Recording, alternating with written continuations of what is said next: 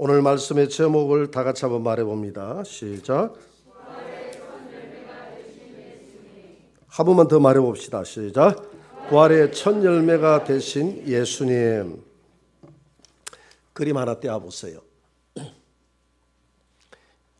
이 그림은 저분은 원래 성녀였는데, 해경 스님이라고 성녀였는데 나는 이렇게 예수를 믿게 되었다라는 저 책을 발간을 하고, 또 뒤에 예수를 믿어서 지금은 목사가 되어 있는 김성아라는 목사입니다.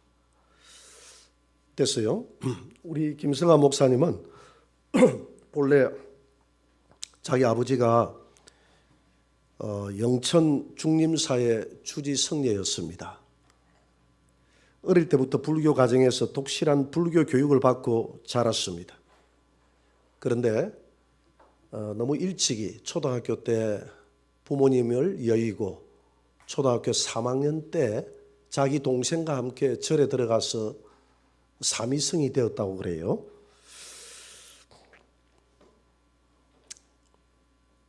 그가 이제 잘 자랐습니다. 잘 자라서 보니까 경북대 수학과를 나오고, 그리고 이제 불교 대학교를 나와서 공부를 해서 대한불교정토종 교육국장과 포교국장을 맡고서 그 불교의 그 발전을 위해서 굉장한 노력을 기울였던 사람이었습니다. 그런데 이분의 마음속에 우리나라가 신라시대, 그 다음에 고려시대 때 불교가 왕성했지 않습니까? 그런데 지금은 불교가 쇠퇴하고 기독교는 이렇게 왕성하게 일어나는데 우리 대한민국에서 불교는 점점 쇠퇴해지는 이유는 뭘까? 이렇게 고심을 하다가 그것은 불교 성녀들의 교육이 부재해서 그렇다.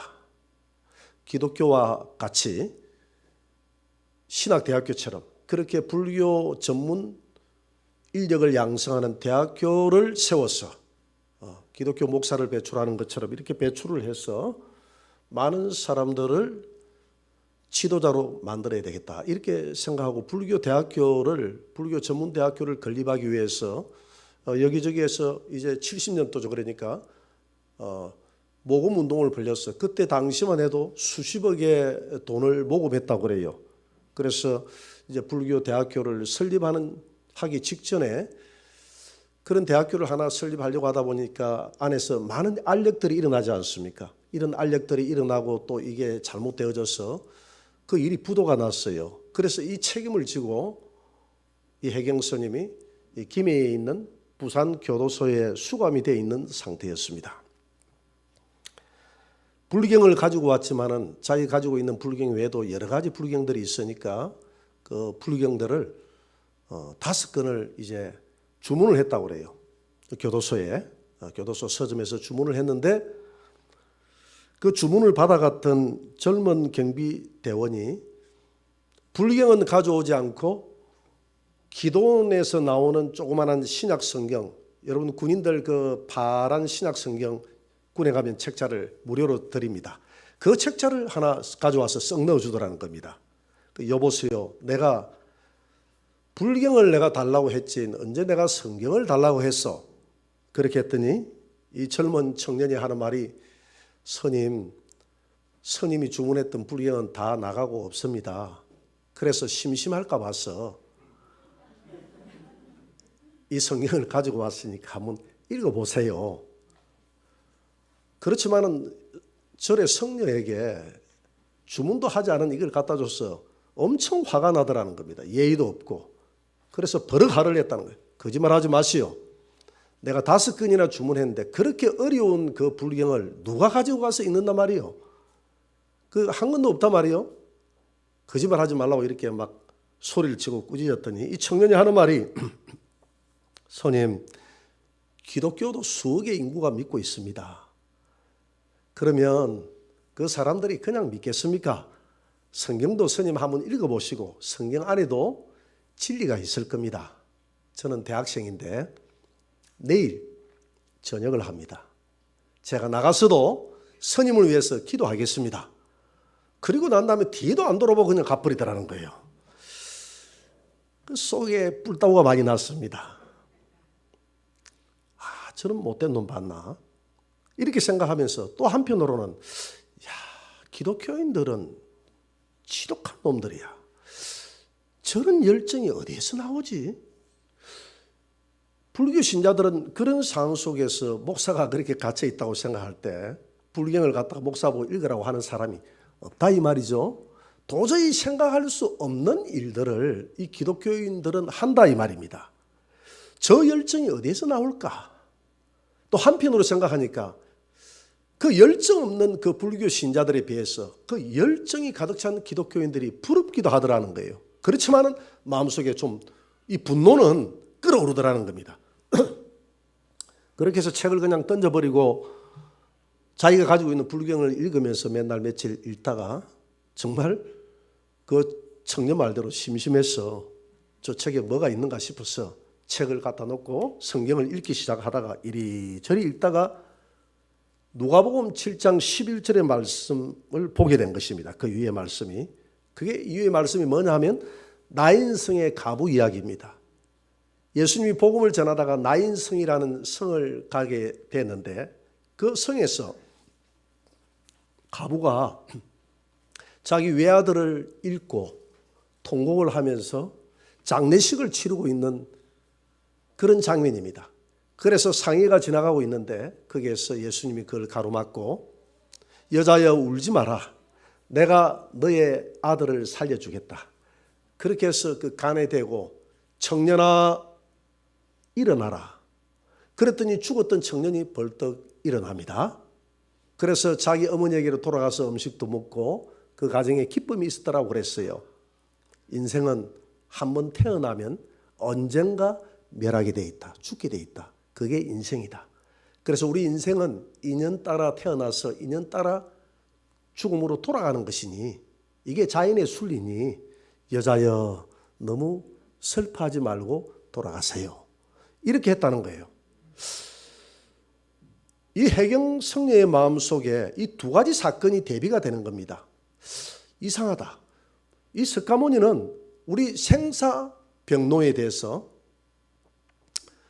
지적을 하고 우리 인생은 늙고 병들고 죽는다는 이 사실을 알려주었지만은 예수님은 그 생사병로 인간이 늙고 병들고 죽는 그 죽음의 문제를 해결해 주신 분이라는 겁니다. 할렐루야. 살려줬다는 겁니다. 석가모니는 지적을 했지만은 예수님은 살려줬다는 겁니다. 해결을 했다는 거예요. 그래서 이분의 마음속에 막 갈등과 불이 일어나기 시작합니다. 야, 내가 진리를 발견했다. 이 성경이 정말 진리구나. 이렇게 생각하는 순간 자기 마음속에 두려움이 밀려오기 시작합니다. 왜냐하면 지금 자기가 처한 현실이 어떤 현실입니까? 불교 성례에다가 거기에다가 자기는 이 정토종의 포교국장의 전도국장을 맡아가지고 열심히 일하고 있는 고위급에 있는 사람이었어요. 내가 만약에 개종을 한다고 하면 이 불교계가 발칵 뒤집힌다 이 말입니다. 수많은 수십만의 신자들이 실망할 것이고 자기의 동료들이 다 실망할 것이고 집안 식구들의 그 핍박은 이루 말할 수 없을 것이고 성녀로 지내다가 이 땅을 떠났던 부모님이 저 세상에서 쳐다보면 어떻게 생각할까 등등 머리가 복잡해지기 시작했다고 그랬습니다. 이렇게 무려 8개월 동안을 괴로움에 시달리다가 그가 8개월 만에 결단했다고 그래요. 내가 기독교로 개종을 하리라. 그리고 난 다음에 그가 개종을 해서 목사가 되었습니다. 할렐루야. 여러분 성경에는 오늘 이 해경 성녀가 이 김성하 목사님이 이 나인성의 가부의 아들이 살아나는 이 사건을 보고 자기 인생이 변화되는 일들이 있었는데 이런 사건들이 여러 군데에서 성경에 나옵니다. 열왕기상 17장 17절 이후에 보면 이 엘리야가 사르밧 가부의 아들을 죽었던 아들을 살리는 장면이 나옵니다. 열왕기하 4장 32절 이후에도 엘리사가 수넴 여인의 아들을 살리고 또 열왕기하 13장 21절에는 죽은 엘리사의 뼈에 닿았던 그 시체가 살아나는 이 신비한 일들이 벌어집니다. 마가복음 5장 35절에도 예수님이 죽은 소녀를 소녀야 달리다고 일어나라 라고 해서 죽은 소녀가 살아나는 이런 역사가 있습니다. 요한복음 11장 17절에는 무덤에 들어가서 썩은 냄새가 나는 그런 나사로야 나오라 해서 나사로가 살아나는 이런 역사도 있어요. 사도행전 9장 36절 이후에 보면 베드로가 죽었던 다비다를 살립니다.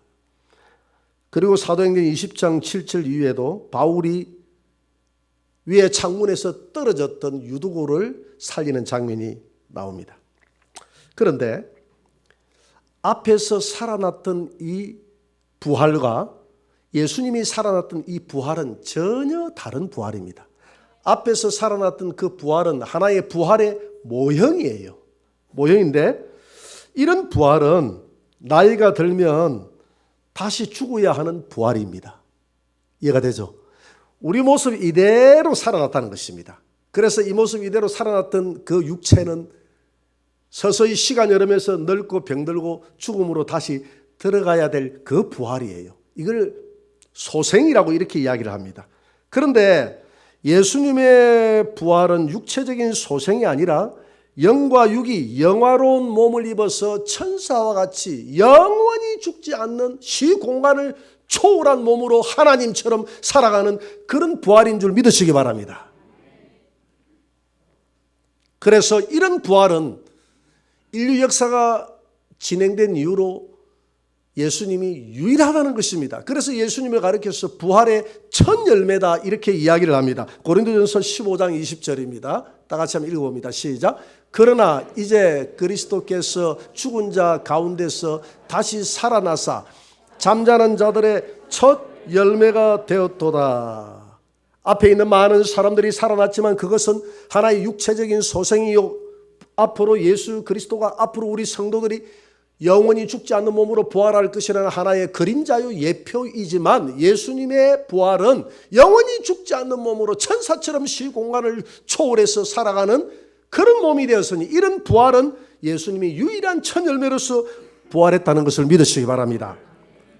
그러면 이런 예수님의 부활은 우연한 부활도 아니요, 그때 적극적으로 예수님이 죽어서 부활하겠다는 것도 아니요, 구약 성경 4,000년 역사 속에 그 부활을 예견해 왔던 일들을 이루는 사건이었습니다. 그래서 고린도전서 15장 3절에는 이렇게 소개하고 있습니다. 다 같이 내가 받은 것을 먼저 너희에게 전하였노니 이는 성경대로 그리스도께서 우리 죄를 위하여 죽으시고 장사 지낸 바 되셨다가 성경대로 사흘 만에 다시 살아나사. 여러분, 예수님의 죽음도 성경대로 죽음이요, 살아난 것도 성경대로 살아난 줄 믿으시기 바랍니다. 여기서 성경대로 한 것은 무슨 성경이냐? 구약 성경이에요. 구약 성경에 예언된 대로 예수님이 죽으셨고 구약 성경에 예언된 대로 예수님이 살아났다는 것입니다. 그래서 호세아서 6장 2절 한번 봅니다. 구약 성경에 어떻게 예언이 되었는지 우리가 몇 개의 구절만 한번 살펴보도록 합니다. 다 같이 여호와께서 이틀 후에 우리를 살리시며 제3일에 우리를 일으키시리니 우리가 그 앞에서 살리라. 할렐루야. 예수님이 3일 만에 살아난 줄 믿으시기 바랍니다. 요나서 2장 6절입니다. 다 같이 요나서 2장 6절을 한번 보세요. 시작. 내가 산의 뿌리까지 내려가 싸우며 땅이 그 빗장으로 나를 오래도록 막아 싸우나 나의 하나님 여호와여 주께서 내 생명을 구덩이에서 건지셨도다. 지금 이거는 요나의 고백인데 요나가 물고기 뱃속에 들어가가지고 사명 감당하지 않고 도망가다가 물고기 뱃속에 들어가가지고 그 물고기 뱃속 소울의 깊은 그 빗장으로 들어가서 구덩이에 내가 들어갔는데 여호와께서 하나님께서 나를 이 구덩이에서 건져주실 것입니다 라고 지금 기도하는 내용입니다. 예수님이 이 땅에 왔을 때에 네가 하나님의 아들이냐? 그렇다. 네가 하늘에서 내려온 자냐? 그렇다. 그러면 네가 하늘에서 내려오고 네가 하나님의 아들이요 네가 하나님이라는 증거를 대라. 그랬더니 주님께서 내가 지금까지 많은 증거들을 보여줬으나 너희들이 믿지 아니하는도다. 이제 내가 더 이상 보여줄 증거를 보여준다 한다 할지라도 너희들이 믿지 않는도다. 내가 한 가지 이야기한다면 요나의 기적이 일어나리라. 나는 요나의 그 기적 외에는 할 말이 없다. 요나가 물고기 뱃속에서 3일 동안을 땅속에 있었던 것처럼, 물속에 뱃속에 있었던 것처럼 인자도 3일 동안 땅속에 있다가 내가 부활하여 요나처럼 살아나리라. 할렐루야. 그때에 너희들이 내가 하나님의 아들인 것을 믿으리라. 내가 하늘에서 내려온 증거, 내가 하나님의 아들이요, 내가 하나님이라는 증거가 내가 부활할 때, 요나처럼 3일 만에 살아날 때, 그때야 너희들이 알게 될 것이다. 이렇게 말씀합니다. 이 요나의 이 비유는 예수님이 든 것이거든요. 구약에 그렇게 되어 있는 요나의 그 사건은 나에 대한 이야기라는 것입니다. 나에 대한 이야기다. 그래서 예수님은 누가복음 24장 44절에 보니까 구약에 기록된 모든 기록은 나에 대한 기록이다. 할렐루야. 예수님은 성경대로 죽으시고 성경대로 살아났다는 것은 이런 것을 두고 하는 말입니다. 시편 16편 9절에도 그렇게 했어요. 내 마음이 기쁘고 내 영광도 즐거워하며 내 육체도 안전하리니 이는 내 영혼을 엄부에 죽음에 버리지 아니하시고 저 무덤에 버리지 아니하시고 주의 거룩한 자로 썩지 않게 하실 것임이라. 썩지 않게 나를 부활시킬 것임이라. 할렐루야.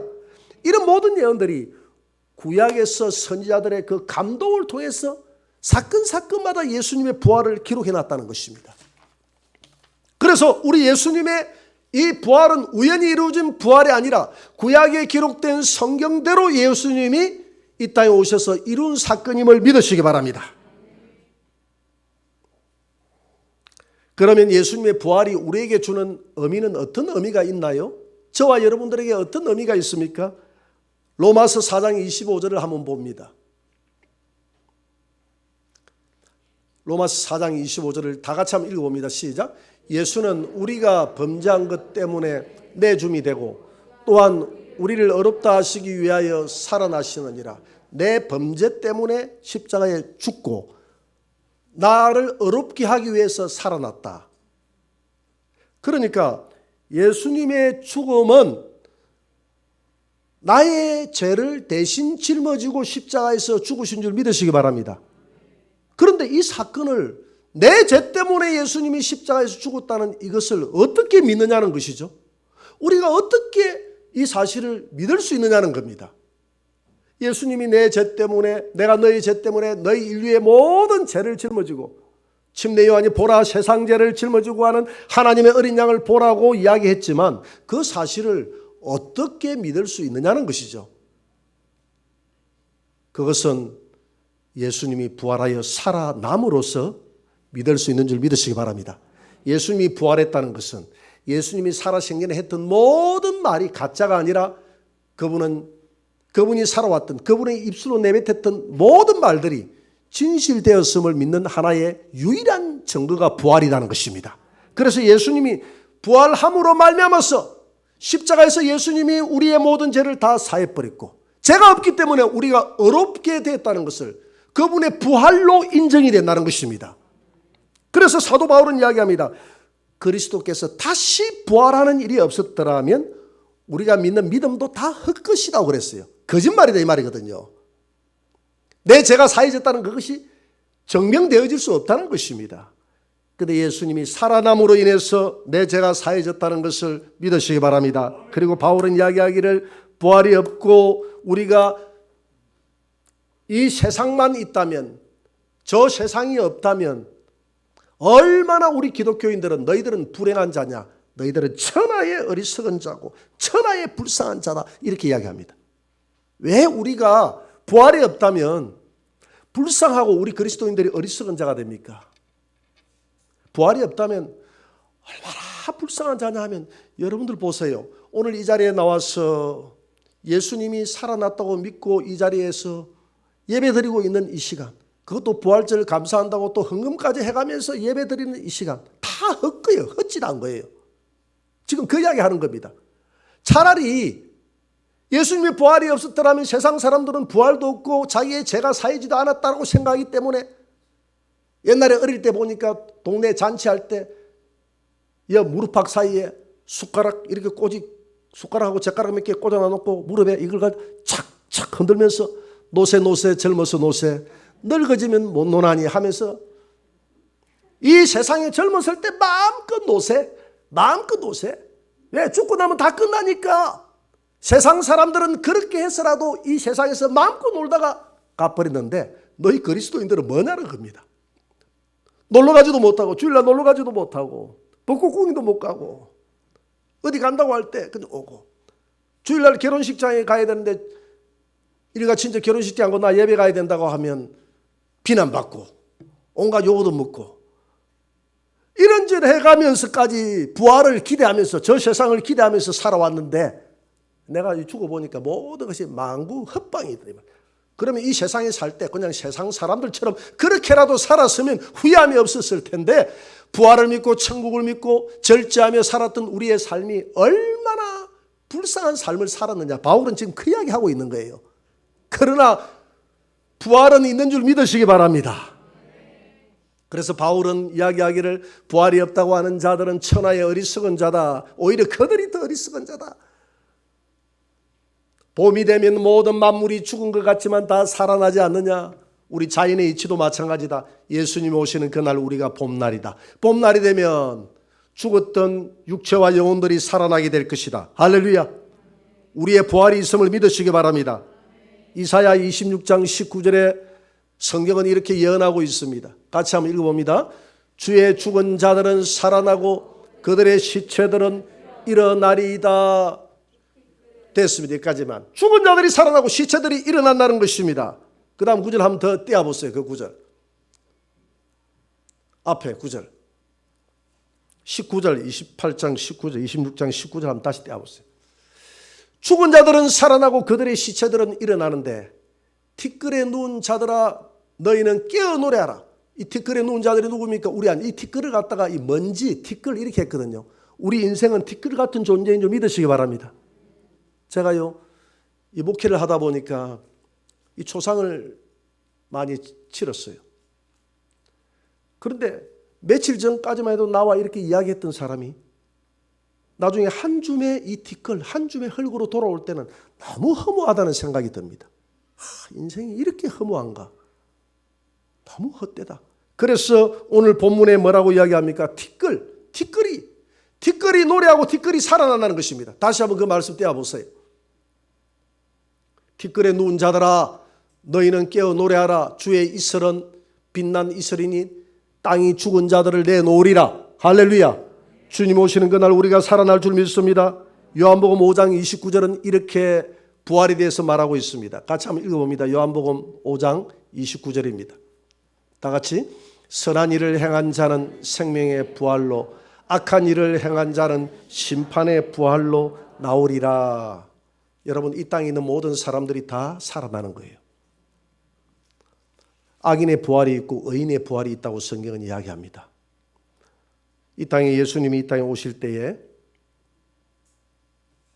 이 땅에 있는 모든 사람들이 이 인류 역사의 맨 마지막에는 모든 사람들이 다 부활하여 살아날 것이라고 성경은 약속하고 있습니다. 그래서 요한계시록 20장 11절에 보니까 우리 인생은 어떻게 살았는가에 대해서 하나님의 흰 보좌의 심판대 앞에서 모든 사람들이 다 심판을 받더라 이렇게 이야기합니다. 죄가 있는 사람들은 영원한 불못이요 죄가 없는 의인들은 영원한 천국으로 간다고 성경은 기록하고 있습니다. 여러분 성경은 2000가지가 넘는 예언들이 기록되어 있습니다. 그런데 그 예언들이 이루어진 것도 있고 앞으로 이루어질 내용들도 있어요. 약 2000여 가지의 예언들이 다 이루어졌는데요. 단 한 건도 어긋난 게 없어요. 우리는 성경을 보면 너무나 놀랍니다. 그 이루어졌던 사건들에 대해서 너무나 놀라워요. 예수님이 은 30냥에 팔릴 것이라고 성경에 예언되어 있는데 예수님은 정확하게 은 30냥에 팔렸어요. 내가 늘 이야기하지만은 예수님이 은 31냥에 팔렸다면 성경은 엉터리예요. 그런데 은 29냥에 팔렸다 해도 안 돼요. 예수님이 금 30냥에 팔렸다 해도 안 돼요. 그런데 정확하게 은 30냥에 팔렸습니다.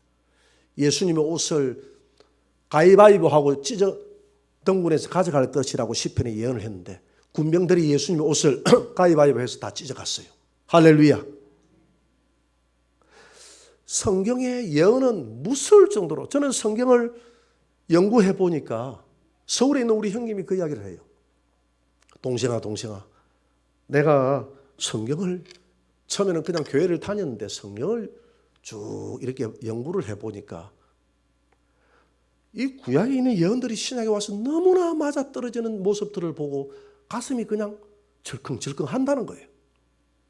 여러분, 이런 부활도 성경을 따라서 부활했고 예수님의 죽음도 성경을 따라서 죽었다 했는데 예수님의 이 땅에 오시는 이 재림도 성경을 따라서 앞으로 이루어질 줄 믿습니다. 예수님이 이 땅에 오실 때 그 백보자의 심판도 악인의 부활과 의인의 부활도 성경을 따라서 일어나는 줄 믿으시기 바랍니다.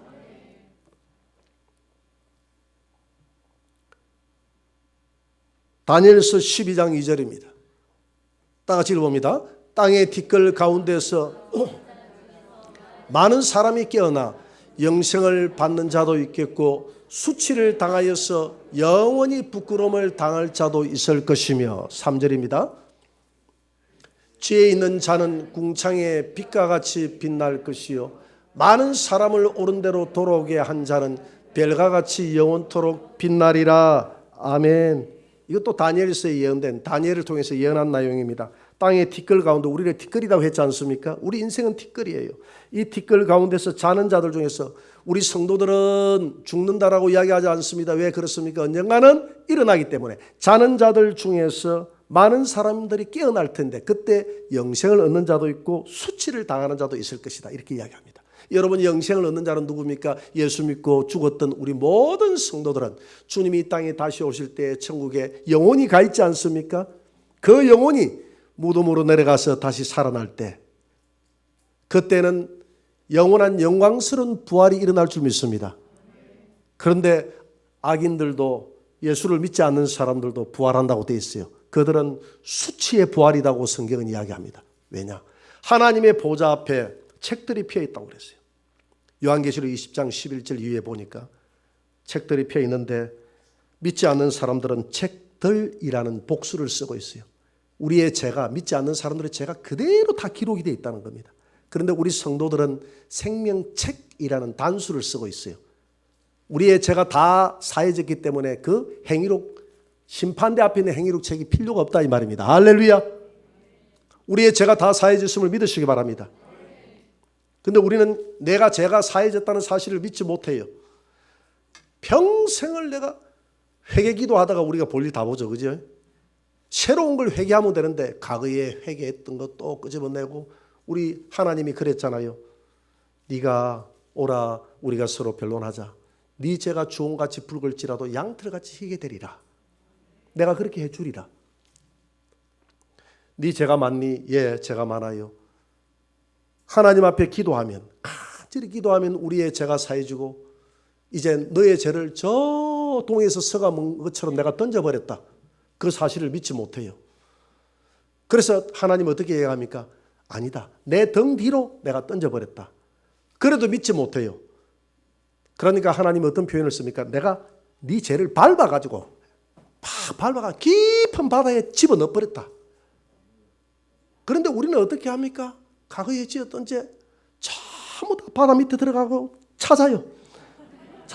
하나님이 여기 내 죄 지었잖아요. 용서해 주세요. 야, 이제 좀 그만해라. 네가 지금 몇 년째 회개하고 있는 그것 가지고 지금 한 20년째다. 20년째. 그러니까 하나님 아니잖아요. 하나님 내 죄 용서해 준다는 거 거짓말이잖아요. 내 아들아, 내 딸아, 진짜야. 나 진짜 기억지도 않을게. 이 시간 내 기억 안 할게. 그래, 주님이 기억지도 않는다 그랬어요. 할렐루야. 그래 자꾸 기억을 상기시키는 거야. 하나님 내 죄 여기 과거에 그때 지었던 죄. 그런 게 있었니? 하나님 다 아시면서 얘야 내가 기억지도 않는다. 네가 기억을 자꾸 상기시켜 주니까 내가 알지. 나 몰라. 여러분, 예수님은 이와 같이 우리의 죄를 십자가에서 다 여러분들의 과거의 죄, 현재의 죄, 미래의 죄를 다 사했고, 다 사했다는 사실을 무엇으로 인정하느냐? 예수님이 부활하여 살아남으로 말미암아서 그 사건이 진실이었음을 믿으시기 바랍니다. 그래서 저와 여러분들은 죄가 많잖아요. 죄가 많지만 우리를 주님의 의가 우리에게 증거되어졌기 때문에 우리를 어렵다 칭한다고 한다고 그래서 이것을 신학적인 용어로 칭의라고 합니다. 여러분들은 어려운 존재가 아니지만은 예수님의 의가 내게 증가되어져서 나를 하나님이 어렵다고 칭해 준다는 것입니다. 할렐루야. 그래서 우리는 영원한 생명의 부활로 이 땅에 주님 오실 때 부활할 줄 믿으시기 바랍니다. 그러나 세상 사람들은 아무리 우리의 죄를 살려고 해도 살 수가 없다고 그랬어요. 그래서 성경은 산에 가서 돌을 닦고 40일 금식이 아니라 400일 금식을 하고 평생을 금식을 해도 네 죄는 손톱만큼도 없어지지 않는다고 성경은 이야기합니다. 야고보서 2장 17에서도 모든 율법을 범하다가 하나 범하면 모든 것을 다 범한 것이나 마찬가지고, 그래서 양재물을 예레미야는 양재물을 가지고 네 죄를 씻어도 네 죄가 그 자리에 그대로 있다고 그랬어요. 우리의 죄는 오직 예수 그리스도의 보혈만이 씻긴 줄 믿으시기 바랍니다. 우리의 죄가 씻겨졌다는 사실을 무엇으로 인정하느냐? 예수님이 살아남으로 인정되어졌다는 것을 믿으시기 바랍니다. 이런 자들은 주님 오실 때 영광스러운 부활로 부활한다는 것입니다. 여러분, 그리고 난 다음에 다니엘서 12장 2절 하반절에 뭐라고 이야기합니까? 많은 사람들을 옳은 대로 돌아오게 한 자는 이와 같이 예수 믿게 해서 의인을 만들어 나가는 그 사람은 복이 있다. 하늘의 별과 같이 빛나는 영광의 면류관이 있으리라. 할렐루야. 그래서 우리가 하나님 앞에 섰을 때 가장 큰 상급은 전도의 상급인 줄 믿으시기 바랍니다. 우리만 천국 가려고 하지 말고 여러분, 우리 주변에 있는 모든 사람들을 예수 믿게 해서 주님의 그 십자가가 그들의 죄를 사고 주님의 부활이 그들의 부활이 되어서 영생의 소망을 가지고 살아갈 수 있도록 전도합시다.